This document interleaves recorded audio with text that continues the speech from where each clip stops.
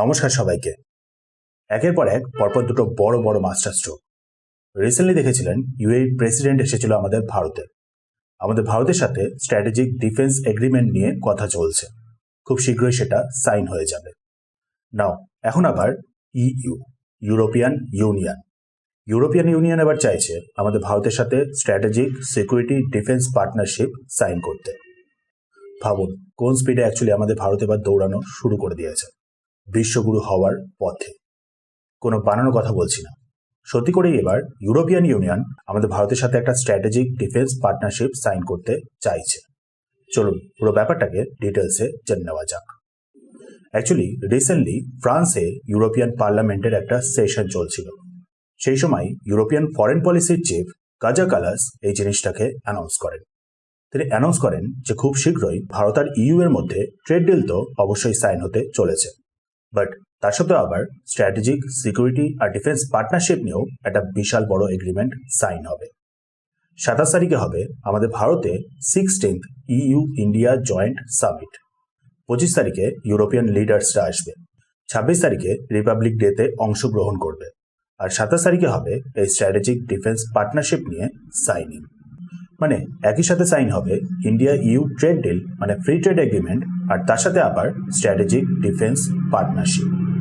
Maritime security, cyber defence, counter terrorism ইত্যাদি সেক্টরগুলোতে বিশেষ করে ভারত আর ইউ মিলে জয়েন্টলি কাজ করা শুরু করে দেবে।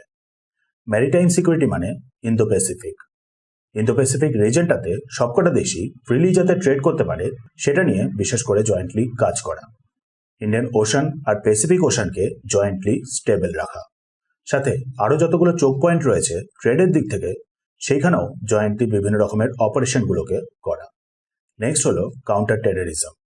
27খানা ইউরোপিয়ান দেশ আর আমাদের ভারত এবার থেকে ক্লাসিফাইড সব ইনফরমেশনগুলোকে শেয়ার করা শুরু করবে, যাতে টেররিজমের ব্যাপারটাকে প্রপারলি কাউন্টার করা যায়। নেক্সট হলো সাইবার ডিফেন্স। সাইবার থ্রেট জানেন বর্তমানে এই ওয়ার্ল্ডে কত বড় একটা হেডেক যে কোনো দেশের ক্ষেত্রেই।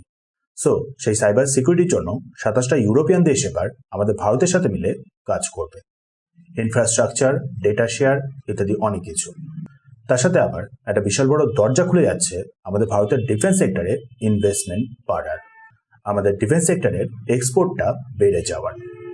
রিসেন্টলি দেখেছিলেন জার্মান চ্যান্সেলর আমাদের ভারতে এসেছিলেন। আমাদের ভারতের সাথে একটা বিশাল বড় ডিফেন্স ডিল করেছে অ্যাডভান্স ডিজেল ইলেকট্রিক AIP টেকনোলজির সাবমেরিন নিয়ে। সাথে আবার ফ্রান্সকেও দেখছেন আমাদের ভারতে ইনভেস্টমেন্ট করতে। ভারতে একটা ইকোসিস্টেম তৈরি করা হচ্ছে ডিফেন্সের। রাফেল এবার আমাদের ভারতে তৈরি হবে। জার্মানিও সাবমেরিনগুলোকে আমাদের ভারতেই তৈরি করবে। ঠিক সেরকমভাবেই এবার দেখবেন ইউরোপিয়ান বাকি দেশগুলো আমাদের ভারতের ডিফেন্স সেক্টরে ইনভেস্টমেন্টটাকে করা শুরু করে দিয়েছে। ভারতে ইনভেস্ট করবে, প্রোডাকশন হবে আর এক্সপোর্ট হবে পুরো ওয়ার্ল্ডে। বুঝতেই পারছেন তাহলে ইউ আর আমাদের ভারতের মধ্যে ডিফেন্সের দিক থেকে কত বড় একটা এগ্রিমেন্ট হতে চলেছে 27 তারিখ। সাথে আবার India EU trade deal FTA। বর্তমানে ইউরোপিয়ান সব দেশ আর আমাদের ভারতের মধ্যে ট্রেডের টোটাল নাম্বারটা হলো 120 বিলিয়ন ইউরো, মানে $140 বিলিয়ন মতো। রিপোর্টস অনুযায়ী FTA এর পর সাথে সাথে এই নাম্বারটা পৌঁছে যাবে $200 বিলিয়ন।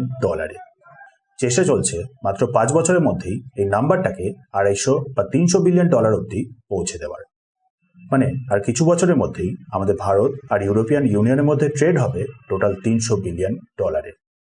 যে কারণেই মাদার অফ অল ডিলস নামে সম্বোধন করা হচ্ছে ভারত আর ইউ এর মধ্যে এই ট্রেড ডিলটাকে, সাথে আবার এই ডিফেন্স এগ্রিমেন্টটাকে। বাট ব্যাপারটা হচ্ছে এখনই কেন হঠাৎ করে ইউরোপ এবার আমাদের ভারতের দিকে মুখ ঘুরিয়েছে কেন? ওয়েল, রিসেন্ট সময়ে আমাদের ভারত বেশ অনেকগুলো সেক্টরই কন্টিনিউয়াসলি পাওয়ার শো করে গেছে।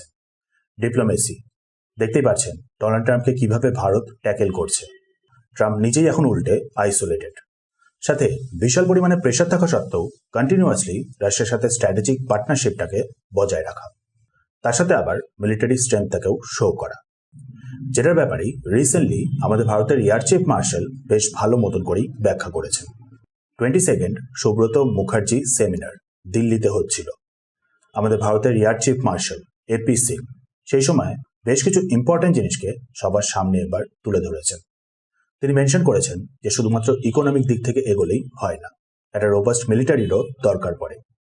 চীন আর ভারত একসময় 60% ওয়ার্ল্ডের জিডিপি কন্ট্রোল করত।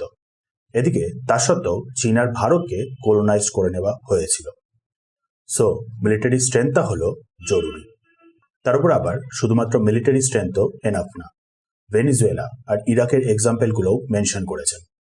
শুধুমাত্র মিলিটারি স্ট্রেংথ দিয়ে হয় না, সেই স্ট্রেংথটাকে সময় মতন বুদ্ধি করে ব্যবহার করতে হয়। রেস্ট্রেন্ট মানে সংযম রাখাটা অবশ্যই ভালো, বাট দরকার পড়লে সময় মতন সেই পাওয়ারটা প্রজেক্ট করতে হয়। আর আমাদের ভারত সেই দিকেই এবার ভালো মতন করে এগোনো শুরু করে দিয়েছে। ভারত স্ট্রং হচ্ছে, অন্যদিকে আবার সেখানে ওয়েস্ট উইক হচ্ছে, নেটো উইক হচ্ছে, ইউরোপিয়ান ইউনিয়ন উইক হচ্ছে। সো সেই কারণেই হঠাৎ করে এই আমাদের ভারতের দিকে মুখ ঘোরানো। বর্তমানে ওয়ার্ল্ডে 5টা মেজর ব্লক তৈরি হচ্ছে: রাশিয়া, চীন, ইউএস, ইউরোপ আর আমাদের ভারত। সাথে অবশ্যই ইসলামিক নেটো তৈরি হচ্ছে, বাট সেটা বেশ অনেকটাই দূর। 5টা বর্তমানে মেজর ব্লক: ইউএস, রাশিয়া, চীন, ইউ আর আমাদের ভারত। সো গ্লোবাল স্টেজে এখন পাওয়ারের দিক থেকে আমাদের ভারত এইভাবে একটা মেজর জায়গা নিয়ে নেওয়ার কারণেই ইউরোপের এই হঠাৎ করে আমাদের দিকে মুখ ঘোরানো। ইউরোপ এখন বিভিন্ন দিক থেকে মেজর সব পার্টনারশিপ চায় আমাদের ভারতের সাথে। বাট ব্যাপারটা হচ্ছে, কোয়েশ্চেনটা কিন্তু সেই একই জায়গাতেই থাকছে। হঠাৎ করে ইউরোপ এইভাবে আমাদের ভারতের সাথে ক্লোজ হতে চাইছে কেন? অ্যাকচুয়াল কারণটা কি? যেখানে কিনা আমরা ভালো মতন করেই জানি ইউরোপিয়ানসরা কতদূর পরিমাণে ধূর্ত হয়। আমাদের কি এখন উচিত হবে ইউরোপকে ট্রাস্ট করা বা বিশ্বাস করা? ওয়েল, না।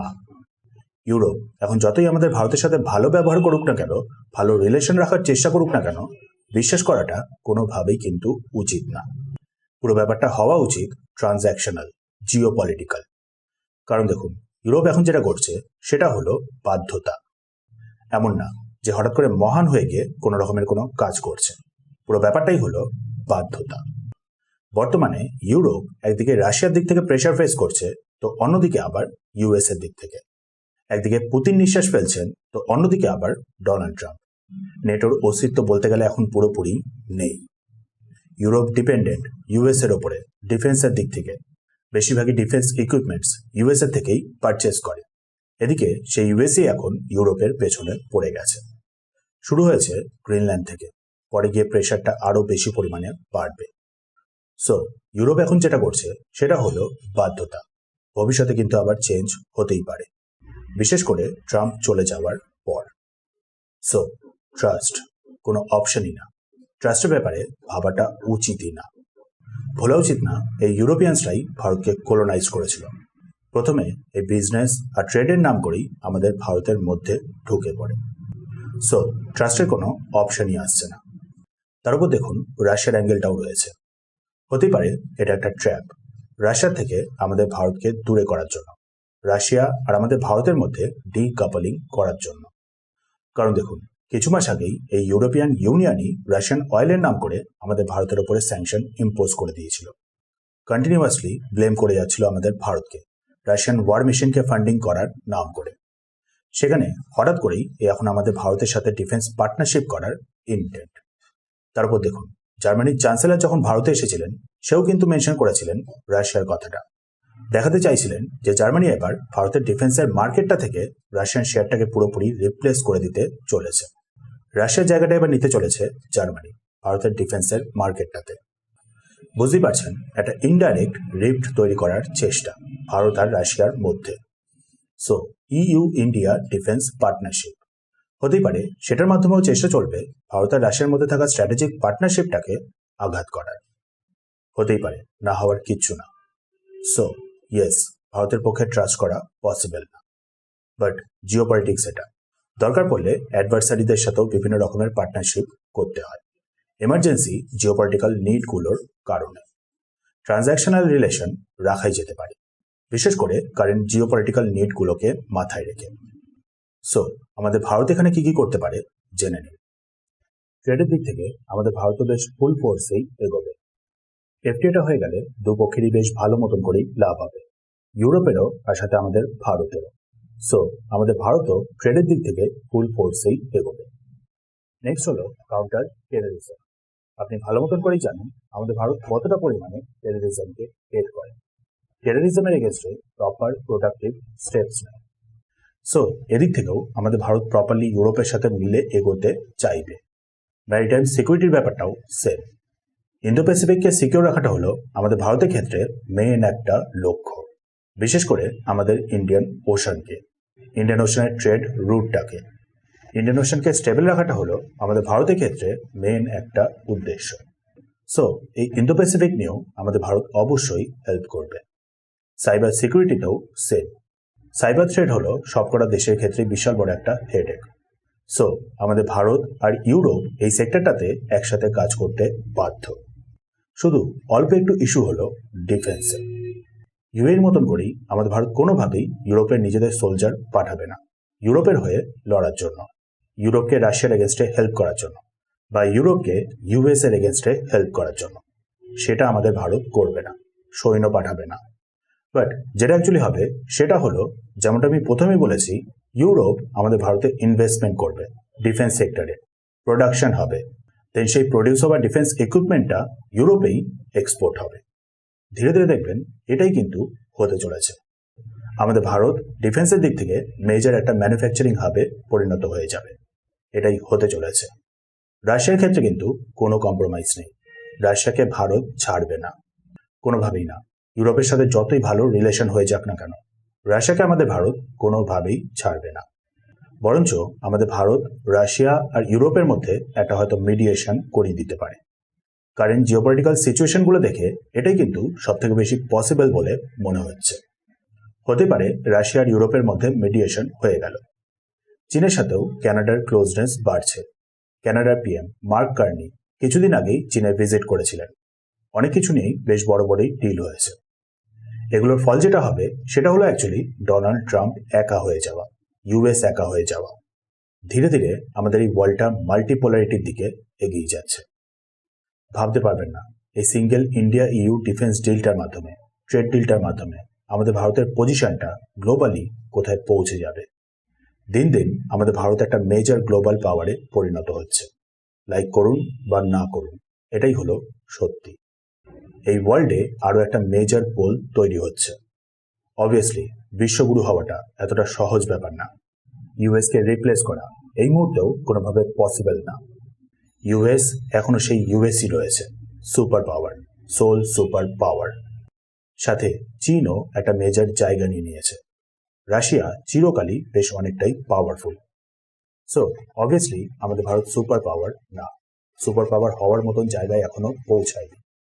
বাট একটা মেজর বলে অলরেডি পরিণত হয়ে গেছে। নাও এবার দেখুন, এখানে বাংলাদেশ আর পাকিস্তানের অ্যাঙ্গেলটাও না মেনশন করলে হয় না। বাংলাদেশ আর পাকিস্তানের অ্যাঙ্গেলটাও এখানে মেনশন করা উচিত। পাকিস্তান আর বাংলাদেশের এবার ধীরে ধীরে ফিল্ডিং সেট হচ্ছে। পাকিস্তান রিসেন্টলি আবার সেই ইউএনএ গিয়েছিল জলের ব্যাপারটা নিয়ে, ইন্দাস ওয়াটার ট্রিটির ব্যাপারটা নিয়ে, যেখানে দেখেন ইউএসি এখন ইউএনকে মানছে না। ইউএনএর জায়গায় বোর্ড অফ পিস নামে নতুন আরও একটা সংগঠন তৈরি করার চেষ্টা করছে। সো সেখানে ভেবে দেখুন পাকিস্তান কিভাবে ইউএন থেকে জল পাবে। সম্ভব কোনোভাবে? কোনোভাবেই না। বাংলাদেশের বর্তমান সিচুয়েশনটাও ইউএসএরই কারণে। ইউএসএর হেল্পেই মোহাম্মদ ইউনূস বলুন বা বাকি অন্যান্য সব পার্টির লিডাররা বিভিন্ন রকমের কাজগুলোকে করেছে। অ্যান্টি ইন্ডিয়া স্টেটমেন্টগুলো দিয়েছে, অ্যান্টি ইন্ডিয়া কাজ করেছে, অ্যান্টি হিন্দু কাজ করেছে। সেখানে সেই ইউএসই এখন ধীরে ধীরে আইসোলেট হচ্ছে। ইউএস ধীরে ধীরে নিজেকে গোটাচ্ছে, ফোকাস বাড়াচ্ছে শুধুমাত্র ওয়েস্টার্ন হেমিস্ফিয়ারে। সো বুঝতেই পারছেন বাংলাদেশ কিভাবে একা পড়ে যাবে এবার। তুর্কি হেল্প করছিল বাংলাদেশকে, ইসলামিক নেটোতে জয়েন হতে চায় তুর্কি। সেখানে ইসরায়েল, সাইপ্রাস, গ্রিস, ইউএই আর আমাদের ভারত ব্যবস্থা নেওয়া হচ্ছে তুর্কি। এনিওয়েজ ধীরে ধীরে আমাদের ভারত আবার সেই আরো একটা গোল্ডেন পিরিয়ডে এন্টার করছে, আর আমরা সেটাকে উইটনেস করতে পারছি। নাও দেখা যাক এরপর আবার আরো নতুন কি হয়, আরো নতুন কি আপডেট আসে। ততক্ষণ অবধি বাই বাই, ভালো থাকবেন।